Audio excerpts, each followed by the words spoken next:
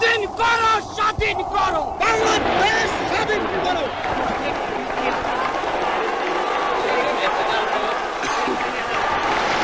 এবারে সংগ্রাম আমাদের মুক্তির সংগ্রাম। 25 মার্চ 1971 পূর্ব পাকিস্তানের বাঙালিদের উপর নেমে আসে এক অমানসিক নির্যাতন। সেদিন বর্তমান শেরাটন হোটেলের ছাদে বিদেশি সাংবাদিকদের সঙ্গে দাঁড়িয়ে মওদুদ আহমদও স্বচক্ষে দেখেছিলেন সেই চিত্র। সেটা ছিল 25শে মার্চ।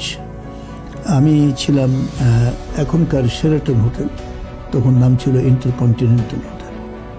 সেখানে 10 তলায় ওখানে 42 জন বিদেশি সাংবাদিক ছিল।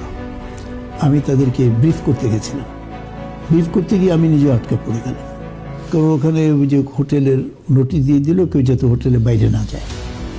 তা আমি ওদের সাথেই ছিলাম এবং সেই পশ্চিমের সুইটে 10 তলায় এই জার্নালিস্টরা সব দেখছে যে আর্মি সব বেরিয়ে আসতেছে। আমরা দেখতে পাচ্ছি ওরা 7 মসজিদ রোড দিয়ে পিজি হাসপাতালের পাশ দিয়ে ওই রাস্তা গিয়ে, ওটাকে কি রাস্তা তখন বলা হতো, যাই হোক ওই রাস্তায় আমরা দেখতে পাচ্ছি তখন ওই জগন্নাথ হল পাশে পড়েছে। তখন সেখানে প্রচুর গোলা বিনিময় হলো। ছাত্ররা তখন মানে বুঝতে পেরেছে যে এরা তো স্বাধীনতা দেবে না। তো তারপরে ওরা ওইখান থেকে গিয়ে তারা 32 নম্বরে গিয়ে তারা ওনাকে গ্রেপ্তার করেছে। আমি হোটেল থেকে ফোন করেছিলাম। প্রথমবার টেলিফোন ঠিক ছিল, মোর্শেদ বলে একজন কুষ্টিয়ার একজন ওনার মানে সঙ্গে সবসময় থাকতেন।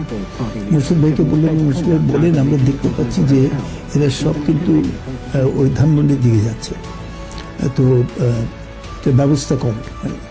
হাউ মাউ করে কান্নাকাটি। তারপরে তার 15 মিনিট পরে টেলিফোন করে দেখলাম যে টেলিফোন লাইন সব ডিসকানেক্টেড।